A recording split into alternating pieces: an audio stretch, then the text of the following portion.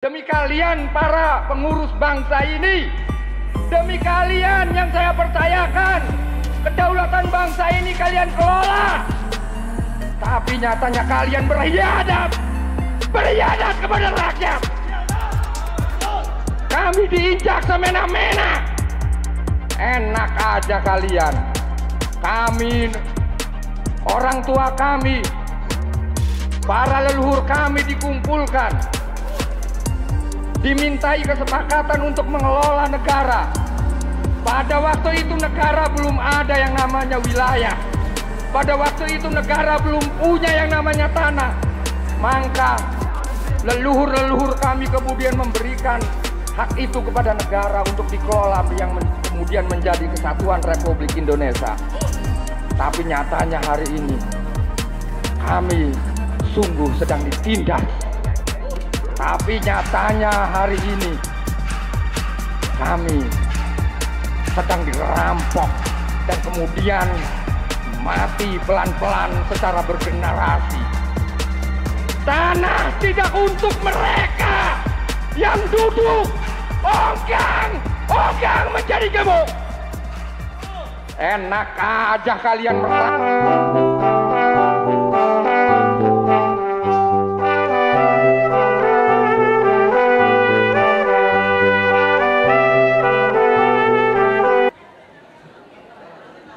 Assalamualaikum warahmatullahi wabarakatuh.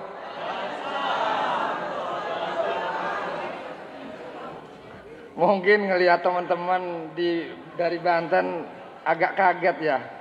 Jadi ini adalah potret Banten yang kalau boleh dilihat agak suram ya sepertinya ya. Lebih cenderung gelap gulita gitu ya. Sesuai dengan potretnya. Artinya wajah yang berdiri di sini, masyarakat Banten, itu percis apa yang terjadi dengan sesungguhnya.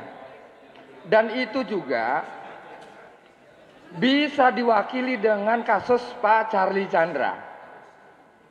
Masa iya Pak Charlie Chandra yang punya tanah dari warisan, kemudian dituduh memalsukan sertifikat atau apa, kemudian dibuatlah seolah-olah masalah secara hukum, digiring ke pengadilan, ke kejaksaan. Yang sesungguhnya sebenarnya mah Pak Charlie Chandra itu seperti ikan yang sedang digiring ke kenceng. Bukan hanya Pak Charlie Chandra, bisa juga ini terjadi kepada Pak Haji Fuad.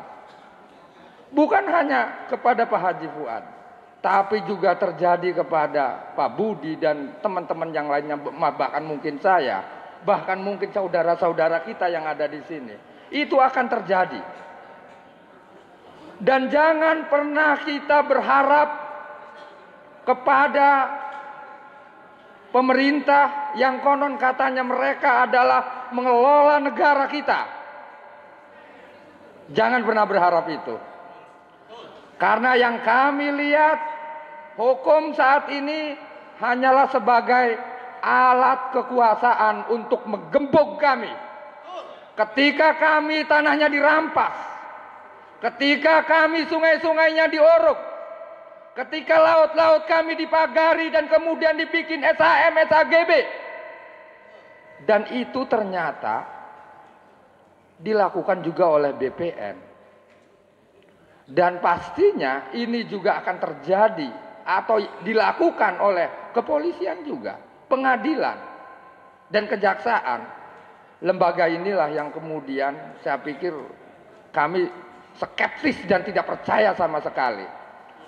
Hanya satu-satunya kita sebagai rakyat, ketika dalam kondisi negara yang seperti diinjak kedaulatannya, apa yang dikatakan oleh Pak Rijal tadi, kedaulatannya udah diinjak-injak, kehormatannya udah diinjak-injak, keadilan sudah tidak ada lagi di negeri ini. Berarti hanya satu kata, kita harus lawan. Boleh kita lihat persoalan di Pati kemarin. Rakyat-rakyat kecil, orang-orang tukang cangkul, petani, nelayan, tukang beca, tukang kuli, tukang panggul, Mereka awalnya takut. Ketika ini udah diteriakan oleh orang-orang kecil, orang-orang tertindas, seperti kita lihat di panggung ini, maka ini juga akan bisa terjadi. Akan terjadi pergolakan, perlawanan juga di Banten. Ini juga tidak bisa ditutup-tutupi, bisa aja terjadi. Bukan hanya air yang bisa tsunami, tapi juga manusia pun akan terjadi seperti air, bisa jadi tsunami. Nah, ini yang kami ingatkan kepada pemerintah. Baik-baiklah kalian. Jaga diri kalian baik-baik. Anda sedang terancam, Anda sedang terintai oleh kami sebagai rakyat. Boleh kalian memandang kami orang kecil. Boleh kalian memandang kami sebagai rakyat yang tidak berdaya, tapi perlu diingat, hak milik negara ini, hak asli pemilik negara ini adalah kami rakyat. Kami rela tidak berkeren-keren, tidak berbersih-bersih, wajahnya suram. Kami rela bersusah-susah demi kalian para pengurus bangsa ini, demi kalian yang saya percayakan kedaulatan bangsa ini kalian kelola. Tapi nyatanya kalian berkhianat kepada rakyat. Kami diinjak semena-mena. Enak aja kalian. Kami, orang tua kami, para leluhur kami dikumpulkan, dimintai kesepakatan untuk mengelola negara. Pada waktu itu negara belum ada yang namanya wilayah. Pada waktu itu negara belum punya yang namanya tanah. Maka leluhur-leluhur kami kemudian memberikan hak itu kepada negara untuk dikelola yang kemudian menjadi Kesatuan Republik Indonesia. Tapi nyatanya hari ini kami sungguh sedang ditindas. Tapi nyatanya hari ini kami sedang dirampok dan kemudian mati pelan-pelan secara bergenerasi. Tanah tidak untuk mereka yang duduk ongkang menjadi gemuk. Enak aja kalian merampok bangsa ini dengan semena-mena. Tunggu saatnya. Cangkul-cangkul kami, parang-parang kami, sabit-sabit kami akan mengepung istana-istana kalian.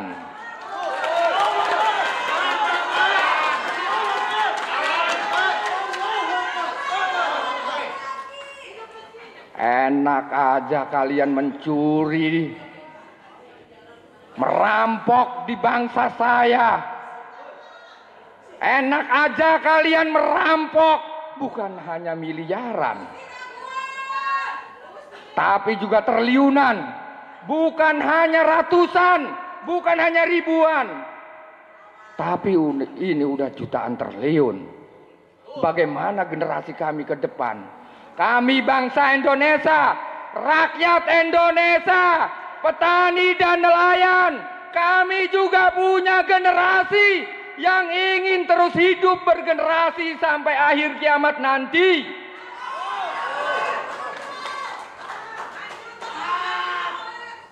Jika kata-kata kami ini tidak diindahkan,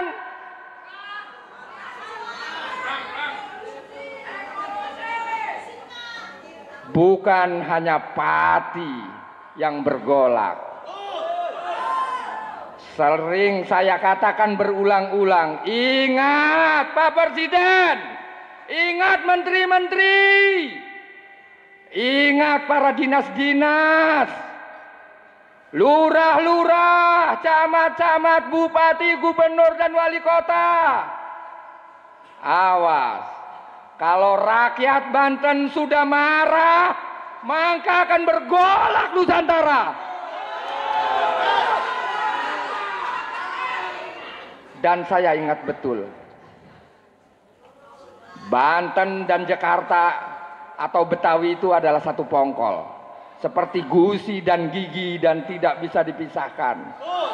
Jika Banten marah, maka Jakarta akan marah. Jika Jakarta akan marah, Bekasi akan marah. Dan jika Bekasi marah, maka Cirebon akan marah, Sunda pun akan marah, apalagi daerah Sumatera, Lampung sana, Medan, Palembang, dan seterusnya. Semua kepulauan Indonesia akan marah. Ingat itu. Ingat, sekali lagi mohon diingat, ini bukan main-main. Ini adalah bahasa yang keluar dari lubuk yang hati yang paling dalam. Ini adalah bahasa yang keluar dari jeritan rakyat. Dan yakin jeritan kami akan didengar dan langsung ke langit lapis 7. Dan akan didengar oleh Allah Subhanahu wa Ta'ala. Dan itu akan menjuantah ke pemikiran-pemikiran orang-orang yang ada di Indonesia. Bahkan di seluruh dunia ini. Dia akan hidup sebagai pemikir-pemikir, kemudian dia akan bergerak satu sama lain. Dia akan menyambungkan tuturan-tuturan, perlawanan-perlawanan. Dan sesungguhnya ini sebenarnya kami tidak inginkan.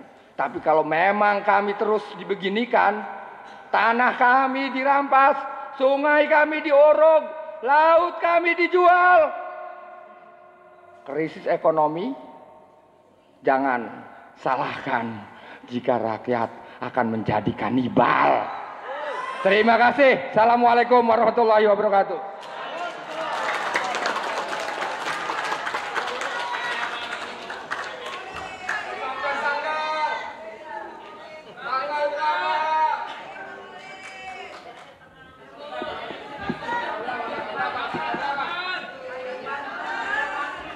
Memang saya minta waktu tadi setelah saudara-saudara kita yang Banten ini berbicara.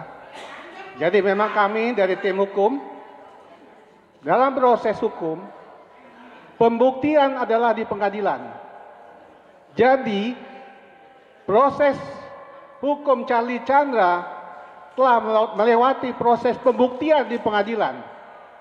Jadi tidak terbukti sama sekali kalau Charlie Chandra melakukan pemalsuan. Untuk itu, saya sampaikan, kami tim lawyer sudah membuktikan, sudah mengantarkan Anda masyarakat Banten, baik yang ada di depan sini maupun ada di dalam ruangan ini maupun yang ada di mana-mana. Kalau selama ini proses kriminalisasi untuk merampas tanah-tanah Anda sudah kami buktikan di pengadilan, sudah selesai.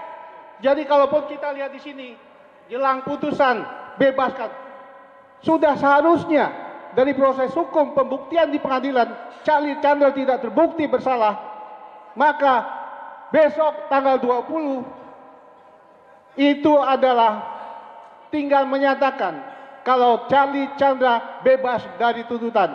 Saya harapkan di sini silakan masyarakat yang ada di sini maupun masyarakat di Banten dimanapun Anda berada datang bersama-sama tanggal 20 Agustus 2025. Saksikan di Pengadilan Negeri Tangerang atas kebebasan Charlie Chandra dan juga membuktikan momentum bebasnya masyarakat Banten dari cengkraman oligarki PIK 2. Allahu Akbar. Assalamualaikum warahmatullahi wabarakatuh.